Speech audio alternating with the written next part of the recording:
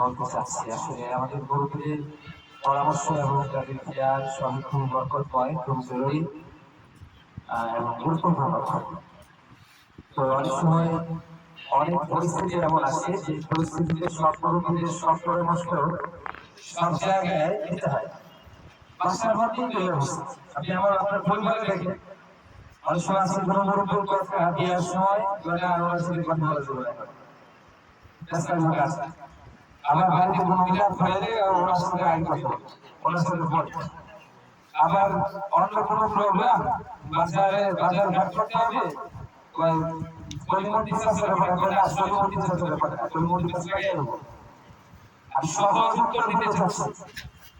এই জন্য মেহরবানি করে দিলে খুব দেখা আসলে এমন একটা সময়ের মধ্যে এসে যদি ঐক্যের ভাঙনের দলীয় খোঁজা হয়, এরকম কোন দলিল আমরা আর খুঁজতে চাই না।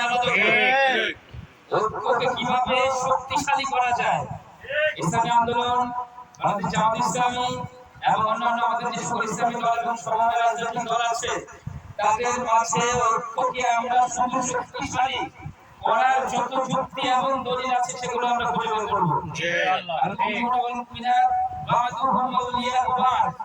এই মুমিনের তারিফের মধ্যে আর এই আয়াতের তাফসীরের মধ্যে আপনি কোন দলকে বাদ দিতে পারবেন আমাকে বলেন। একটা কোন মুফাসসির আছে যে আমাদের এই দলগুলোর মধ্যে যে কোরআন ভাষাভাষী যাদের কিনে ঐক্য করতেছে, এখানে এই মুমিনের দল থেকে বের করে দেওয়া যাবে? কখনো সম্ভব না। এই জন্য আমি একবারে বিনীতভাবে দরখাস্ত করব, আমাদের ঐক্য প্রক্রিয়া যেভাবে চলমান আছে এবং আগুয়ান আছে, এই চলমান ঐক্য প্রক্রিয়াকে আমাদের কিভাবে শক্তিশালী করা যায়, আমাদের ইতিহাস থেকে আমাদের বলেছেন, আমাদের আগামী শাফাতিস রাহিমাহুল্লাহ, মুফতি আমিন রাহিমাহুল্লাহ, ওনারা ঐক্যের পথে চলেছেন। আমাদের এই সকল ভাইদেরকে নিয়ে ঐক্য করে নির্বাচনে গিয়েছেন এবং পাওয়ারও গিয়েছিলেন।